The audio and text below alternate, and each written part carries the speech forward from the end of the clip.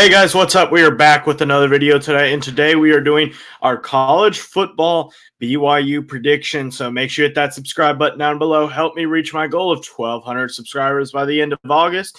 Also, make sure that you like this video if you enjoy it. Comment all your thoughts and opinions down below. Also, make sure that you go ahead and check out College Football Roundup. It is the YouTube channel where I will be doing my exclusive podcast with American Football Network on there. So go ahead, make sure you check out College Football Roundup. Hit the subscribe button over there. Hit the notification bell so that way you don't miss a video over there. So also check out the playlist / podcast list, whatever YouTube wants to call it now, for all the other college football prediction videos if you want to watch any other of the Power 5 schools. So let's make our way over to the schedule. So BYU has a pretty tough schedule this year. You have it is your first year in the Big 12. You are not an independent anymore. So you play Sam Houston State to start off. I know it says Sam Houston, but it's technically Sam Houston State. So with this game, Sam Houston State, you're kind of you shouldn't have much issue. Sam Houston State has had some pretty good years in the FCS, but overall they have. I think they'll struggle a little bit coming to Division I power and playing a Power 5 school in BYU. So I do think that you get a win there. Then you have Southern Utah, one of the newest members of the new WAC version of the West Coast Western Athletic Conference. You'll get a win there. You should not have any issue against the Thunderbirds, though I do love that mascot. That is a really fun mascot. Then you have a road game against Arkansas. Last time you played Arkansas, you lost 52-35, and that was a home game. This game I don't think is going to be an easy matchup, but at the end of the day, I do think that it is going to be a loss. You lost last year. I just don't see it being a win.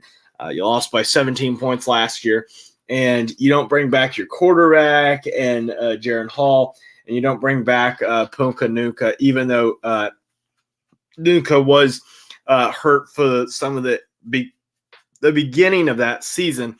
He was not later on, so I do think that you have you do have some pieces to replace, and I do think that that could be an issue. It all really kind of depends on Keaton Slovich, the newest BYU quarterback, the transfer from Pitt, who originally played at USC, where he got a lot of his hype from.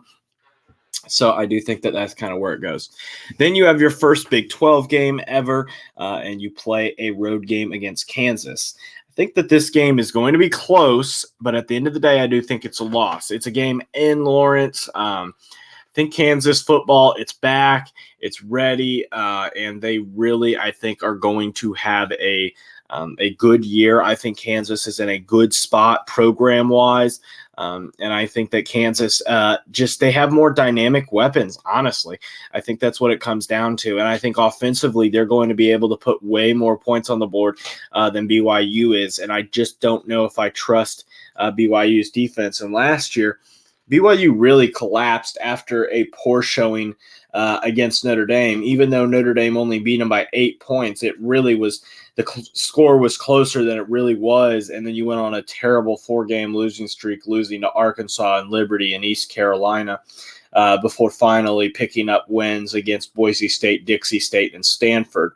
And the only semi-impressive one there was Boise State. Otherwise, it was a very disappointing second half of the year for Kalani Sitake's team.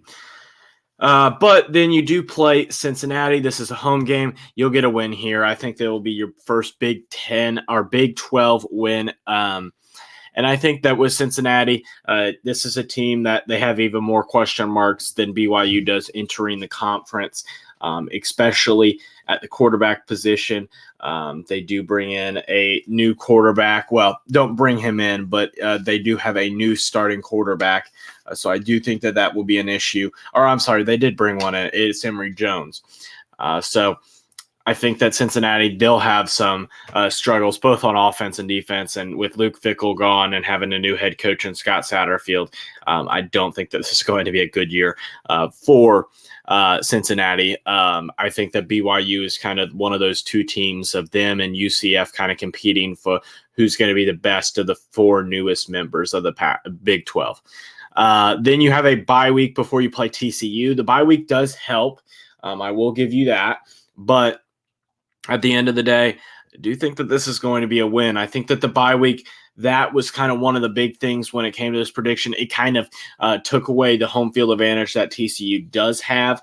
I think that TCU taking away that home field advantage because BYU is coming off of a bye week. I think that the Horned Frogs, they could be solid this year. They really could. They have a possibility of winning. I think that does give them a good overall chance, but I think Satake has done a solid job off the bye week. He's 9-6, so we'll kind of see where it leads. But I think this BYU team, I think it has a couple of tricks up its sleeve, and I think they'll play one of them against TCU. Then you have a game against the Red Raiders up in Provo, and I think that this is going to be a shocking win. If you saw the coaches poll come out, Texas Tech was number 12. I'm not as high on Texas Tech as everybody else is. I know a lot of people are pretty high on them. I think a lot of people like Joey McGuire as the head coach. And don't get me wrong, he's a solid head coach, and he has a lot of good attributes to him, and that team is good. But I don't know if that team is ready to take the next step when it comes to being that top 10 program. And I think this is kind of going to be one of the games where BYU could play a little bit of upset ball up in Provo, which is something that they do a very good job at. Winning against teams like Baylor last year, who was number 9 in the country at home, winning against Utah and Arizona State the years prior at home, and beating teams like that. I think that when they play at home, and in 2019 they played another game at home. Let's see. I'm trying to see the last time that BYU lost to a team at home who is ranked. It's been a little while. I don't see a team that you've lost to when they were at home. So that was ranked. So BYU, very good at home. You struggle more on the road against Coastal Carolina, against Oregon, against teams like even beat number 14 Boise State in 2019. So I do think that this is going to be a win. I think it is I do like BYU matching up in at home against Texas Tech, but I cannot say the same about Texas on the road. Just ain't going to happen. I'm sorry, but this is a team that definitely is going to be very solid. Quinn Ewers, great quarterback.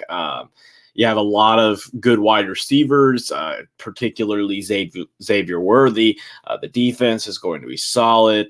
The running game may struggle a little bit, but it is easier to replace running backs. I don't think that there's going to be such a drop-off that Texas is really going to falter. Then you have a road game against the Mountaineers, and I do think that this is another loss. I'll be honest and say that I kind of split the West Virginia and TCU games. Even I could very well see you beating West Virginia and losing to TCU. I think both are very real possibilities, winning or losing either of the games. But I gave the win to the West Virginia Mountaineers in this one as I kind of split the difference there. Then you have a home game against Iowa State. This is going to be a win. Hudson Decker's suspended indefinitely. Iowa State is in a lot of trouble, particularly when it comes to not only is it Hudson Decker's, there's few other players that also got in trouble, but I don't know if anybody else has gotten suspended indefinitely or has gotten any suspension. So I think that with this team particularly, you are looking at a team that, well, let's see here. Iowa State does bring back 15 starters, so that is a lot of starters. But last year they went 4-8, 1-8 in the Big 12, and they're only win a home game against West Virginia. I think Iowa State is going to continue to struggle. And like I said, Provo is not an easy place to play on the road. Then you have Oklahoma, and this is going to be a very interesting matchup, probably one of the most interesting of the year for the Cougars. I'm sure a matchup that a lot of Cougars fans are excited about welcoming the mighty Oklahoma Sooners. And we'll see whether they're mighty come this time at the end of the year.